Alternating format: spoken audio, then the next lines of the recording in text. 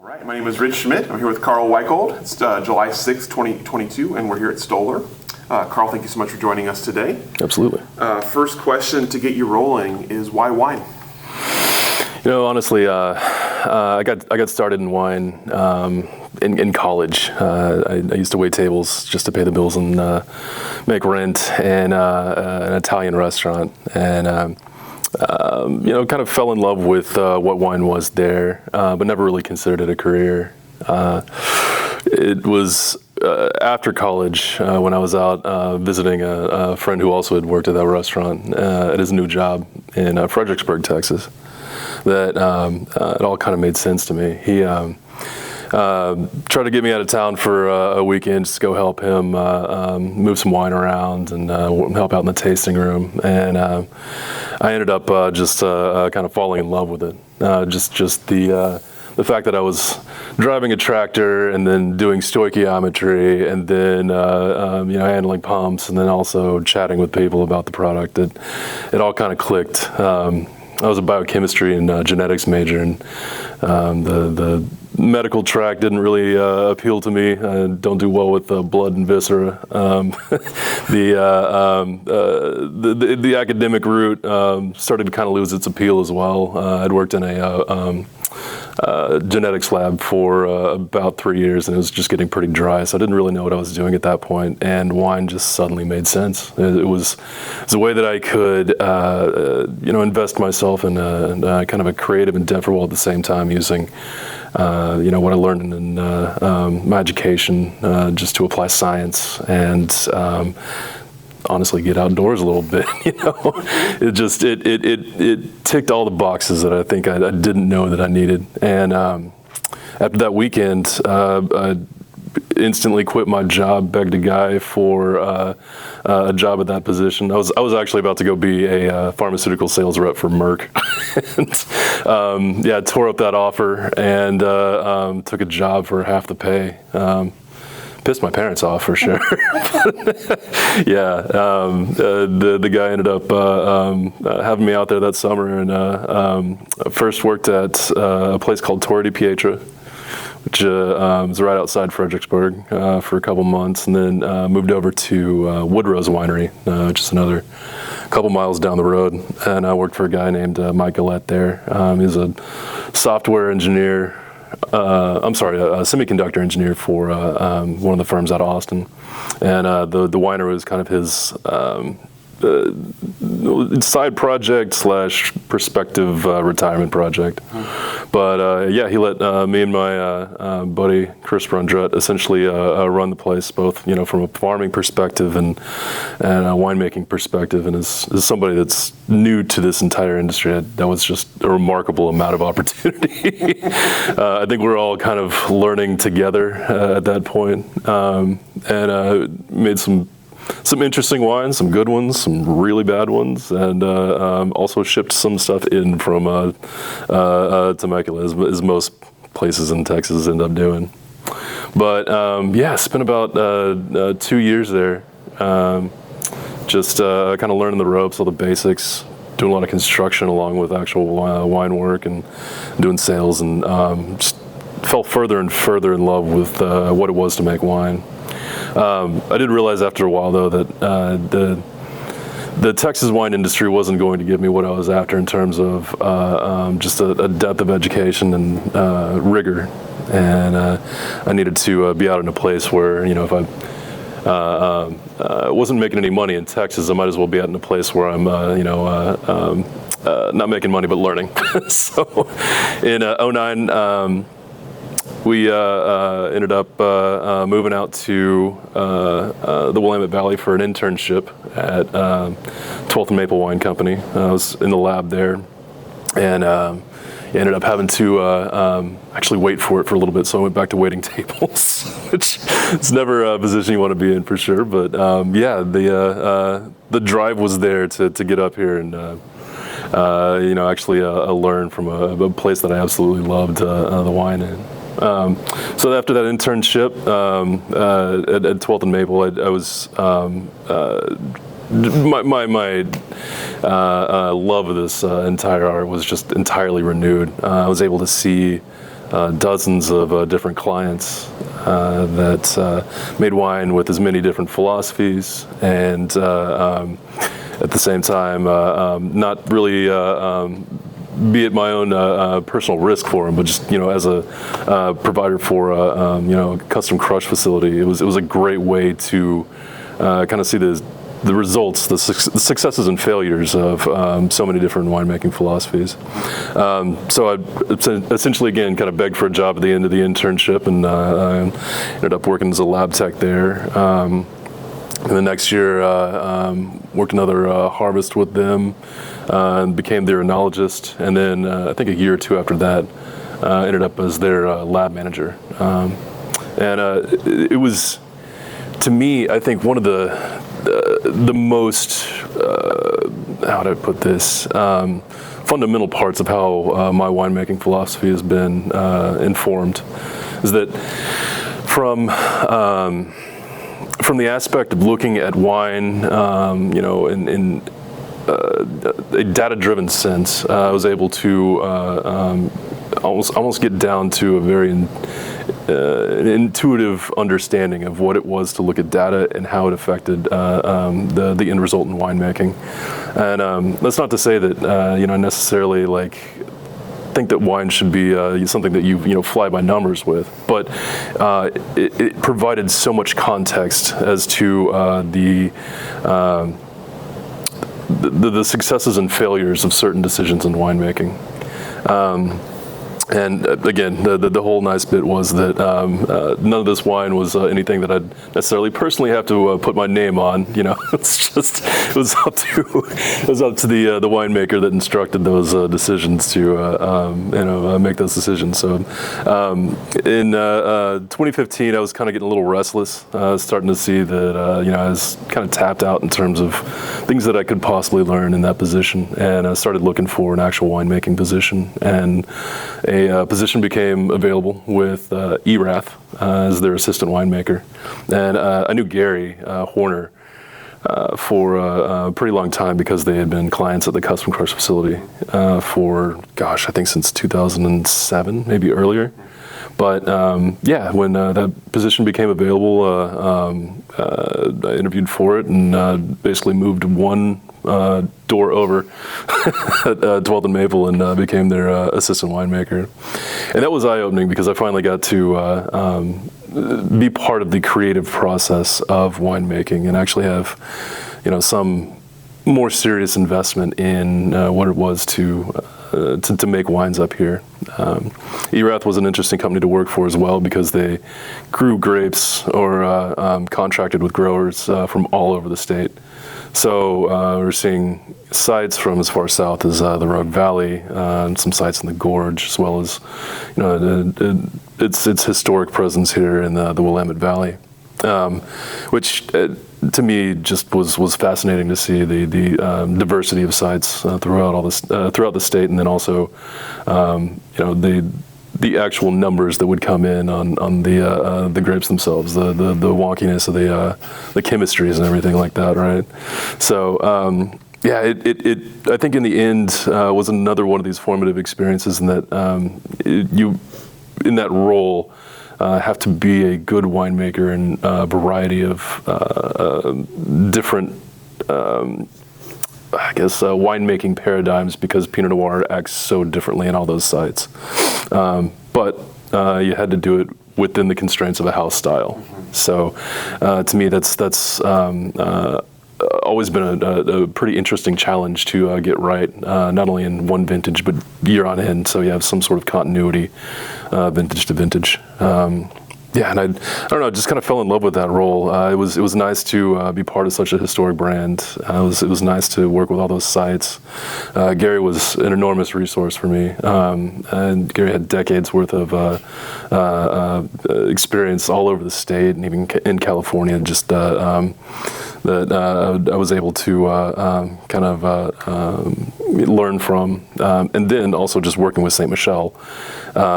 An enormous amount of talent on the bench there to draw from as well. So, in terms of resources, I don't think I've ever had a job with so many brains around me, in terms of winemaking that were, that big of a set of luminaries in the wine industry.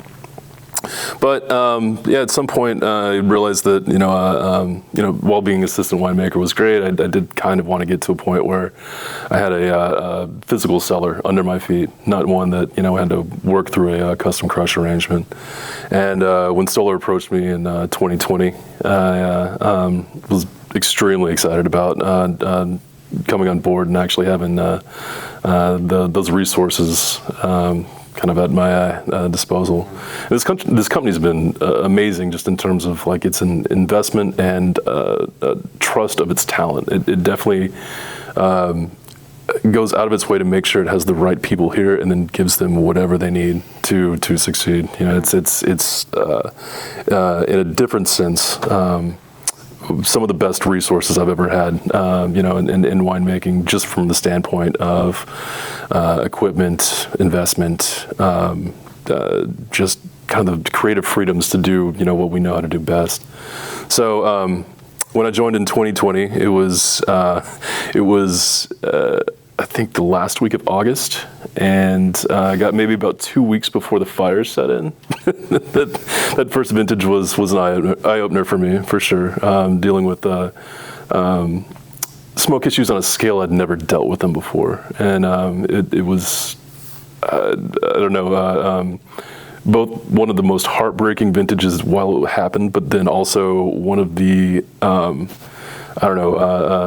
pinnacles in terms of the successes that I had with that vintage later. Some of the Pinots that I've made from that vintage are some of my favorite wines I think I've ever made. We were able to make an enormous amount of really, really good rosé. And then we were even able to, with some of the more compromised wine, make a really unique one-off product, the new spritz that we have. Oh my gosh, I totally forgot about my vermouth company. Can we go back to 2012 for a little bit? Yeah, awesome. Okay. So in 2012 at 12th and Maple, I did try to get a small vermouth company off the ground. It's called. It still exists today. It's called Interrobang Vermouth, and we did both a sweet and a white vermouth. And the reason I got this was basically, I think Byron of Seven of Hearts let me use the unsqueezed portion of his dessert wine to squeeze some more juice, and just I think gave it to me for like $1 or something like that, just some nominal amount of money. So I had what constituted a base wine to start making vermouth with for effectively free, and I started noodling around with some recipes, I think 4 dozen tries later, like I ended up making a sweet vermouth that I enjoyed, and then about a year later, ended up making a white vermouth that we put out in the market, and that was honestly, I don't know, one of my harebrained ideas to kind of get a private label off the ground at some point, but it turns out vermouth's a pretty slow pour. So getting the volume through and a brand established was, I don't know, it was a hard lesson in business, entrepreneurship 101, I'd say. But it's still kind of plodded along. The business still exists. In order to kind of steward the brand through my tenure at St. Michel. I had to sell it to a friend, so he was a custodian for it for a couple of years while I was there, and then now I'm still own half of the business at this point. So with that said, that vermouth is also part of our new spritzer, the product that I was talking about from the 2020 vintage. So yeah, pretty proud of that whole part of the inclusion with the brand here. 21 was I think my first real honest vintage here in terms of scale and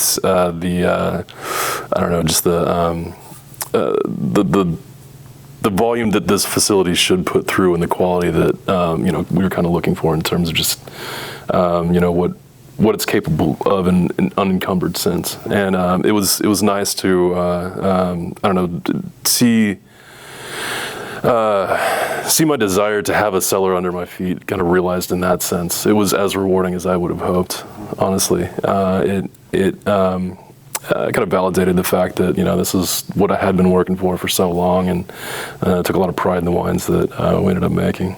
Stoller's been extremely generous in just, kind of handing over the reins to their winemakers and letting them run with it. And, working with Ben and Melissa on house style and kind of executing a grander winemaking vision was definitely what I wanted to do, for the next step in my career, for sure. So.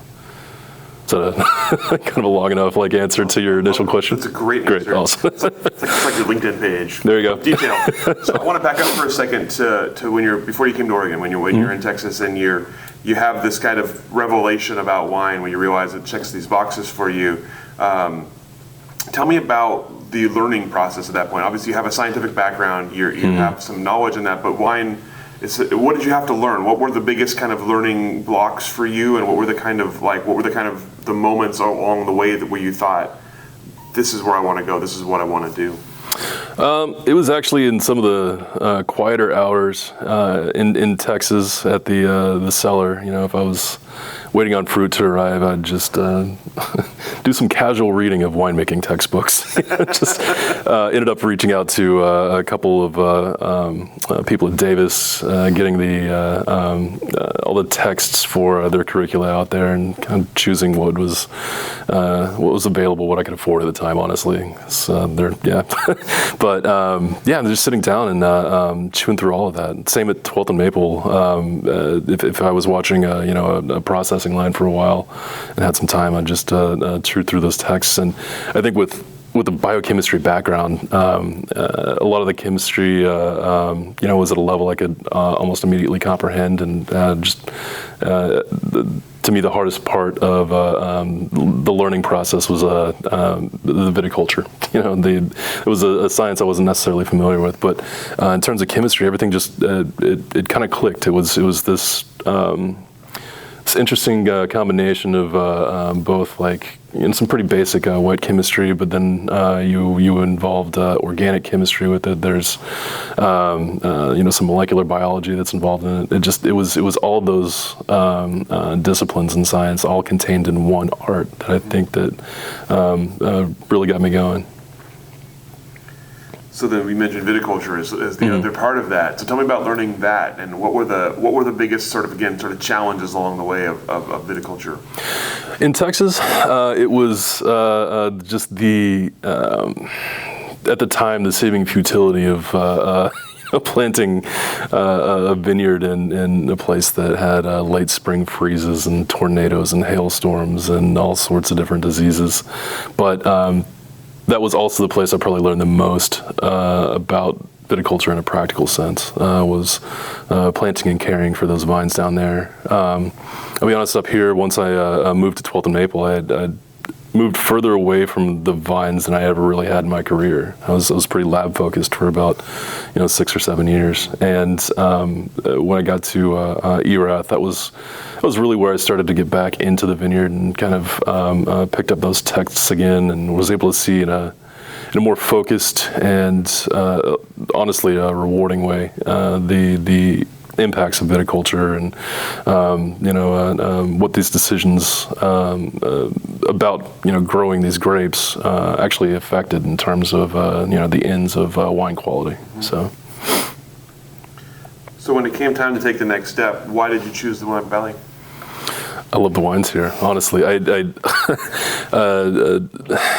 There was nothing that American vineyards produced that I was more attracted to than Pinot Noir. And honestly, I didn't know how hard the grapes were to grow when I moved up here, nor how hard the wine was to make, which I think to me made me fall deeper in love with this this whole thing. Was that it was just this almost Gordian knot of winemaking problems to solve. I love that. There was just so much to learn about this place on top of making something that you loved. That to me was, I don't know, the sexiest thing about working out here, for sure. Yeah. So you talked about 12th and Maple, obviously custom crush, working for all those the brands. So tell me about the mindset of that, of kind of absorbing you mentioned absorbing all those winemaking philosophies, absorbing all those different styles. Right. Tell me about how that kind of played into your sort of your preferred style, your preferred method as you were working your way through there, and how you kind of were able to balance all the different needs of all your different clients. Yeah. So to kind of touch on the 12th and Maple experience first. If you've seen The Matrix before, you know the guys will watch like those little numbers trickle down a screen. I got to the point where I was kind of doing that with like wine chemistries, right? I mean, oh, this is obviously a red wine in the middle of malolactic fermentation. And you should be adding this many grams per liter of tartare to get it to a certain style, like that kind of thing. So, what 12th and Maple gave me was this intuitive sense of how to. Interpret a wine at any given stage, and then essentially prescribe some sort of action, or not take any action with the wine to get it into a certain style. So once I kind of had those tools at my disposal, the means of the style was, I think, the thing that really. It took me a while to actually, understand what I wanted to make as a preference. With 12th and Maple, I saw a lot of fruit from the Dundee Hills, but not strictly from the Dundee Hills. With Erath, I saw a lot of Dundee Hills fruit, but again, not entirely Dundee Hills fruit. Now being at a winery like Stoller, that is primarily from the Dundee Hills. It seems that my career is kind of focused on this region right here, and what I love most about like this sub-AVA is how concentrated you can get red fruit flavors here without being overly extractive. I think that some of the best styles that are coming out of here tend to be these just ebullient, concentrated, lush styles of Pinot. And if I was to kind of define my style because of like, where I am and what I've seen, that would probably be it. Just to focus on the purity of the fruit and really trying to get out of its way in terms of oak, but not necessarily leaving it unframed. Mm-hmm. So, I think that as the climate warms, as we see this region kind of establish itself as what is going to end up being a warmer part of the Willamette Valley, you're going to see a lot more of these riper vintages, and I think this part of the valley definitely lends itself to succeeding in that paradigm, at least, for the near to midterm, for sure. So you mentioned the very short transition from 12th and Maple to Erath, the very nearby transition there. Mm-hmm. What was the difference for you in going from all of the different styles to, like you say, finally having a house style and focusing on a single brand? It was eye-opening, honestly. The attempt to understand the intention and style of a pretty well established winemaker. I know I must have pestered Gary with so many questions about the origins of certain winemaking decisions and the logic behind his winemaking dogmas. But I don't know. At the end of the day, it was nice to see that the genesis of those ideas, from one person that's been there for like 20 years. It was a big enough brand to where it definitely kept me interested. Like I said, growing grapes from all over the state, you're effectively making, several different regions, types of wines for one big, contiguous style. But no, I think that in the end, you kind of you tied all the experience that you had at 12th and Maple in the lab there into one kind of cohesive understanding of how winemaking's done. So it was a great logical next step in my career, I think. In terms of what the actual work consisted of, what were the biggest differences in that step of your career, going from enology to assistant winemaker, from many brands to one brand? What was for your actual day-to-day, week-to-week life? What were the biggest differences? I had to go out and talk about the wine that I made instead of just hiding behind all my instruments and computers. It was difficult at first, I won't lie, but at the same time, getting to see the end user, and the happiness and enthusiasm it bring to the consumer, that was revelatory for me. It certainly connected a lot of things in winemaking that I wasn't previously doing. From my experience at 12th and Maple, winemaking was almost like a cerebral, kind of abstraction, and being out in the market, pouring the wine, talking about like the sites that we farm. It was all just, I don't know, it made the whole process real, very, very tangible. And honestly, I think it's something that this whole process is something that a lot of winemakers do once they make that jump from, enologist or cellar master up to, some winemaking principle. It's just exactly that. It's something that turns a lot of people off, I will say that. But it's something that I think because of that I ended up thriving in a little bit, just being able to represent it in the market and everything like that.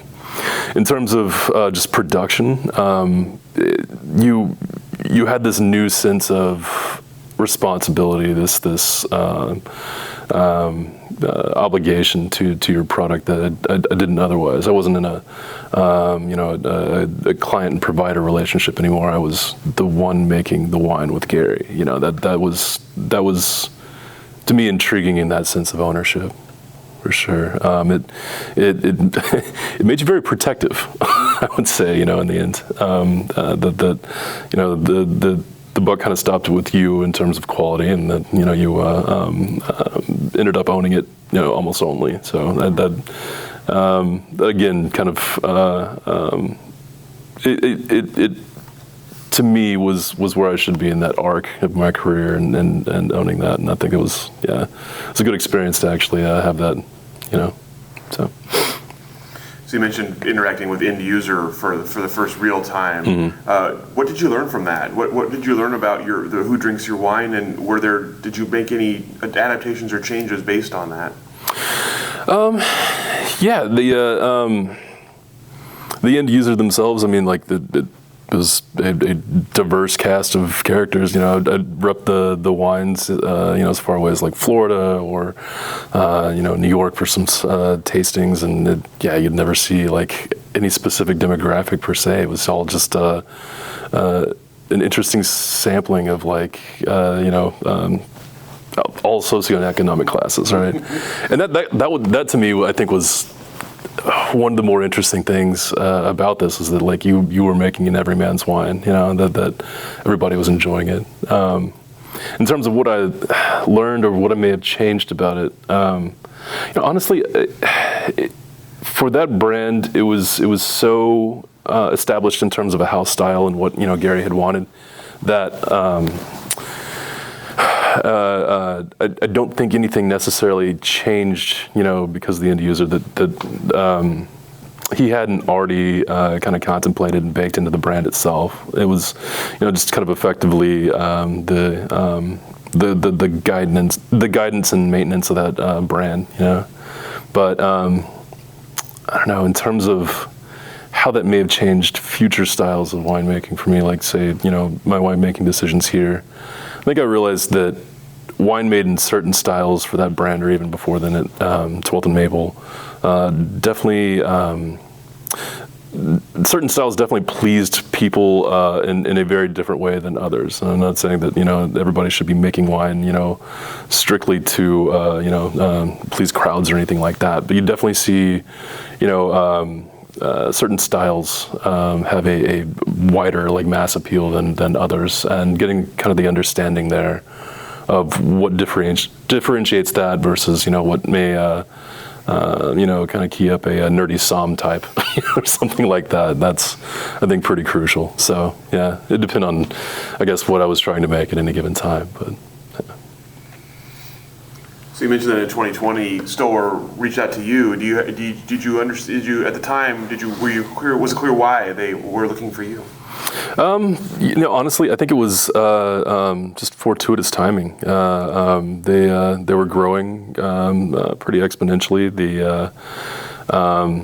They wanted somebody that was familiar with that scale of production and the type of equipment that we're using here, that could make wine reliably well off of multiple sites, in a pretty contiguous house style, and this is just that's all stuff that's in my wheelhouse. So like when I heard they were looking at, I just jumped at the chance. I was like, this is like a custom built position for me. But yeah. And what did you understand the position to be as you were getting started? What was your role going to be?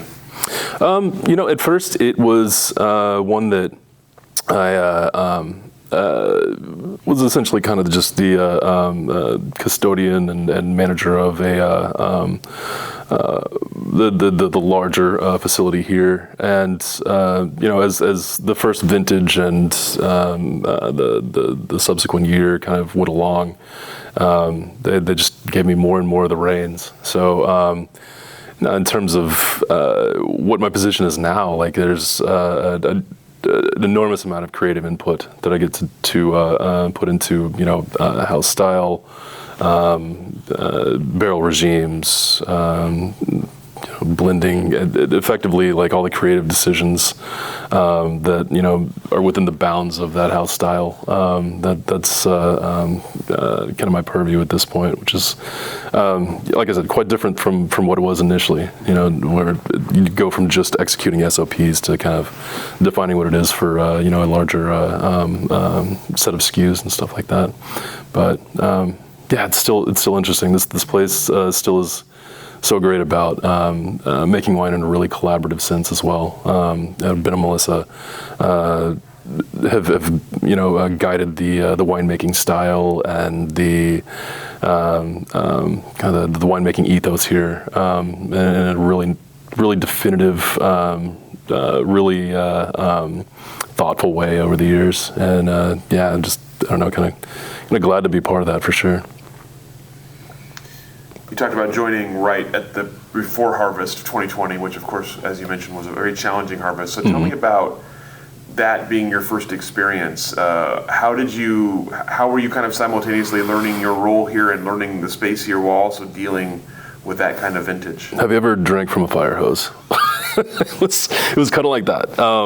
It was interesting to hit the ground running, doing hundreds of micro ferments for smoke taint analysis, while also getting to know a crew and a brand new cellar and brand new wine styles. Also learning new SOPs. Like it was a lot. I'll say that.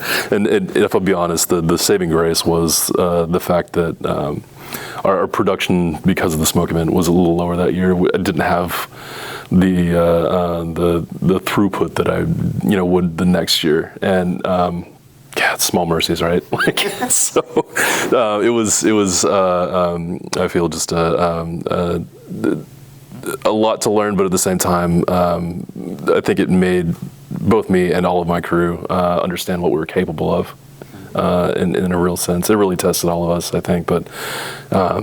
Now to start seeing some of these scores roll in from the red wines we made from that vintage, and before that the rosés from last year, or from the scores last year, it was validating. That we not only were able to just as a team cohere and persevere through that. But that all that effort was appreciated in a critical sense. That was, I don't know, I don't look back on it now as like, oh God, that was so miserable. I look back on it now as like, man, this is one of the bigger wins I think I've had, in my career. I don't know, I wouldn't trade that experience for anything.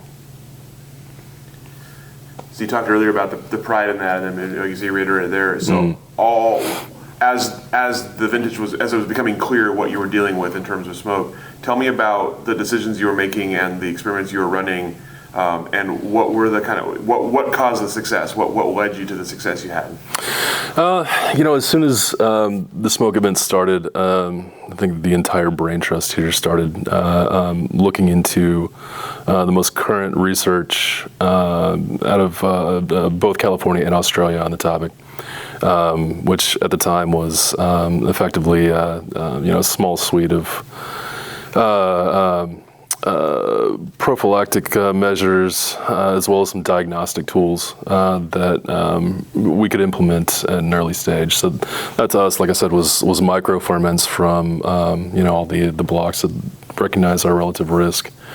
Knowing that we needed to move to less extractive modes of production, we ended up transitioning a lot of wine that was earmarked for red wine production into rosé production, and that gamble paid off in spades. We made outstanding rosé that still commercially viable. It kept us, kept our inventory stocked. I think we sold out of that rosé by November of the next year. Just insane to me. And then basically got on the vineyard. Got the vineyard to commit to basically harvesting 24 hours a day with their crews and mechanical harvesters to get as much fruit off as early as we could for the smoke event. And a lot of the ferments were done a little less extractively. I didn't put these through with an extreme amount of heat for extraction. Didn't just tear them apart in terms of cap manipulations or anything like that. And then kept all of our lots as isolated as possible to the last possible moment. We just wanted to study these wines as best we could for as long as we could prior to bottling. And the idea there being that if the effects of that smoke event, if smoke taint, ended up cropping up later, we could then, choose some sort of remediative treatment. If the prophylaxis didn't work, then we could at least, examine our other options, which, in a small number of cases was RO treatment with a little carbon, which to us was one of the only effective measures at actually eliminating smoke. I say effective because we actually were able to quantify the removal of compounds in that. That was something that I thought was crucial in understanding how to solve this issue in a real sense. I think that a lot of people were trying remediative methods that they were told would work, but weren't necessarily measuring the actual effects, the results, right? To me, I needed to actually see a reduction in things I could quantify. Some of the smoke-related volatile phenols and phenolic glycosides. Glycosides, sorry, and. To us, getting the grapes off of the vine as quickly as possible, and then kind of quarantining any problem lots and treating them individually, I think was validated in terms of the wine quality later. I don't feel that any of our wines that we released, any of our red wines from that vintage in particular that we released, show much in the way, if any, effect at all of the smoke event itself. So again, just want to kind of point to that as one of the bigger wins in my career is just being part of a team that brought all that together for a pretty big success for this company, for sure. So then last year you got to do it a bit more normally. So tell me about your first kind of normal vintage here. Mm-hmm. How did it compare to previous work, and what were the biggest kind of discoveries for you at your new place? Yeah,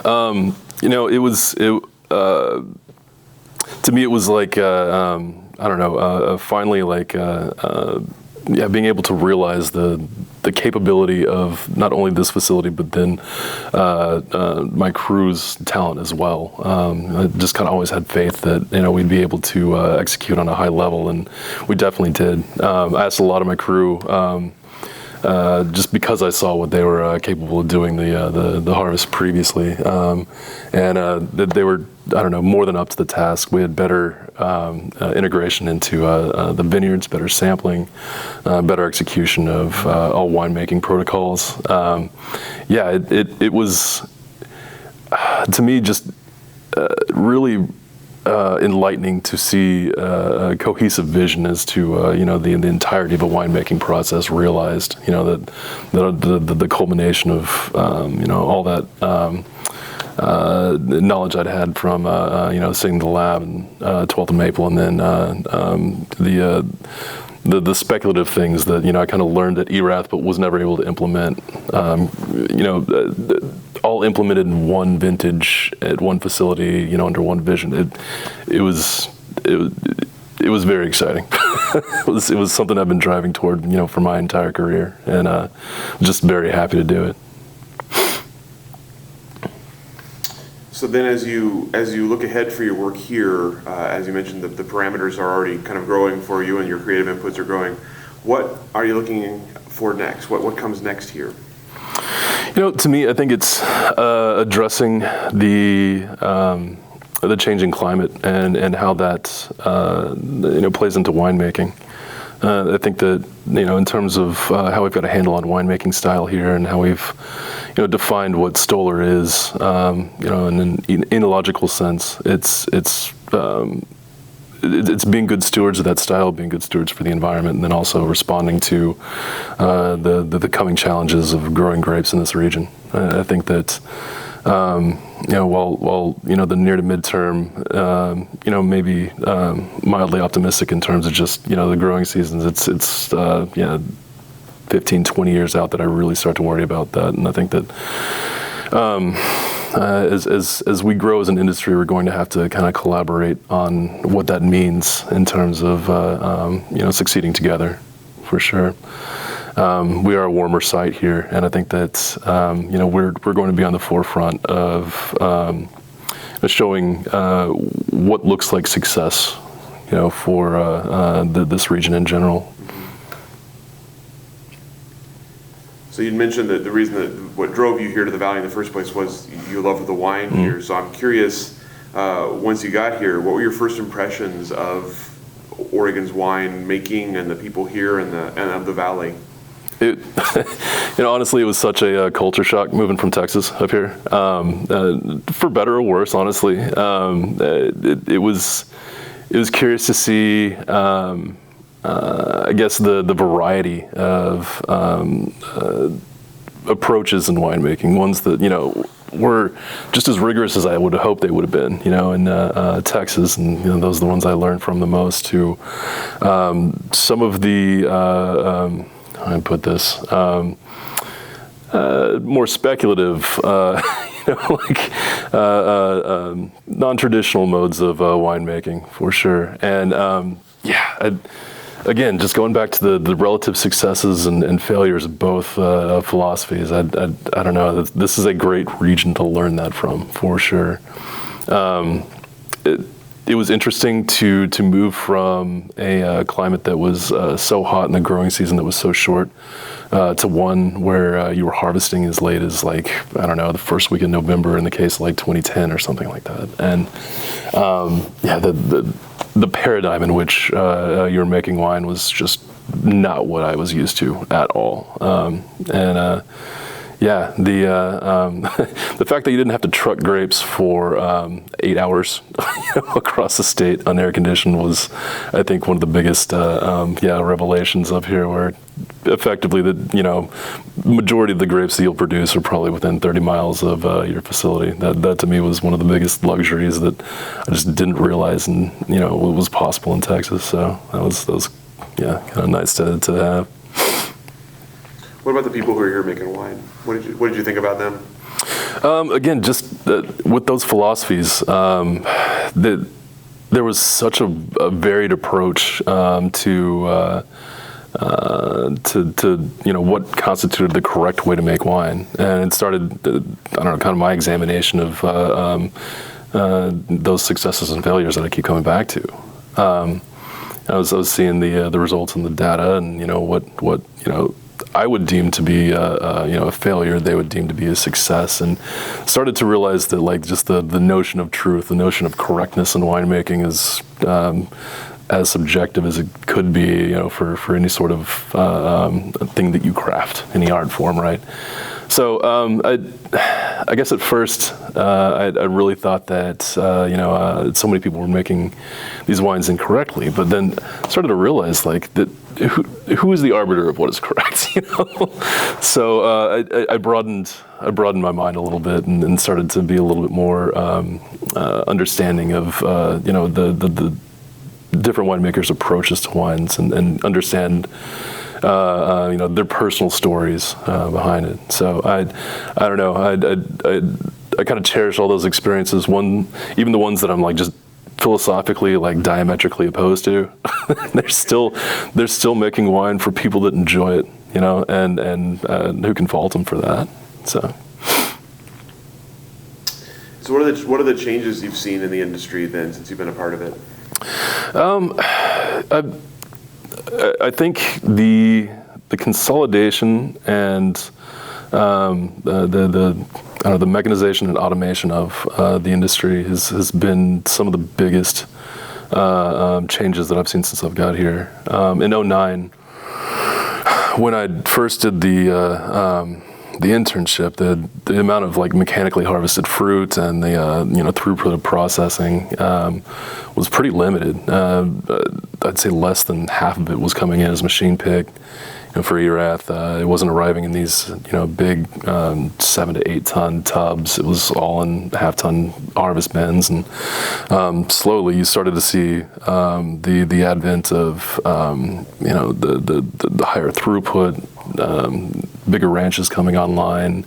That started to look a little bit more like winemaking in the Central California than it did other places. But with that said, we're a fussy group of winemakers up here, and I don't feel that it's ever going to be that level of mechanization. We're still going to treat this grape as something fragile and precious and hard to make, and I think that's entirely justified. So while that trend may be well underway or to the point at which it's kind of de rigueur, I also don't think we're ever going to look like Lodi or anywhere in the Central Valley for sure. Yeah. So what comes next for the industry? I think that at this point we're kind of constrained in terms of vines in the ground. Obviously, we're at a point of demand outstripping supply, and I think that we're going to see some investment in not only the ground that the grapes are grown on, but then also the talent that comes up here. I think that, I don't know, in the next 10 to 20 years, you're going to see more plantings, but not a whole lot of, Californianization. I think that you'll still see a bunch of people deferring to what has traditionally just been Oregon modes of production, just scaled up, and that's a good thing. I think that addressing climate change, like I said earlier, is going to be a big component of what we do collaboratively as an industry up here, for sure. How we respond to it, and how we be good stewards of the environment, I think is going to be the most important question that we answer as a group. What have you seen in that regard so far, and what do you sort of think, hope, comes next? Honestly, like coming from Texas up here and seeing environmental initiatives just, done by corporations that own wineries. It was eye-opening to see that amount of, investment and, ethos baked into most of the corporations. But I don't know, to answer your question, like as one of the more carbon neutral industries, in this state, I think we can, kind of serve as a model, an unimpeachable model as to how to address these types of issues. I think that, just kind of being one of the higher profile industries in this state, if people can look to us and say, well, they've done so much in terms of being in service to the environment, then maybe you change minds that way. So. And you mentioned, we kind of talked about what's ahead for your work here at Stoller. What else is in the future for you? Is there more vermouth to come or something else? Or what else is kind of on your horizon? More travel, for sure. Now that we can again. The vermouth thing, I think, is just going to kind of hang out, and be what it is for a while. I don't have any grand plans to take over the world with that. I think that, for me, it's going to be all about growth here, for sure. Just, both growing the brand, kind of growing teams, and, being able to kind of tell my story of Oregon. So. If someone were to ask you for your words of wisdom or advice on joining the Oregon wine industry, what would you tell them? Come in with an open mind.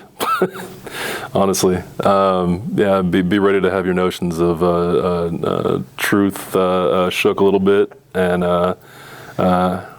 ask lots of questions. Don't stop asking questions. It's funny how in all of our interviews, people always say, I must have annoyed that person with all my questions, and it's part of the industry, right? Oh, it needs to be, yeah. You have to be curious if you want to be good in this industry, I feel, yeah. That's all the questions that I have for you. Great. Anything I didn't ask that I should have? Anything we didn't cover that we should have covered? No, this has been great. I appreciate it. Yeah. Thank you so much for your time, for sharing your stories with us. Absolutely. And, let you off the hook. All right.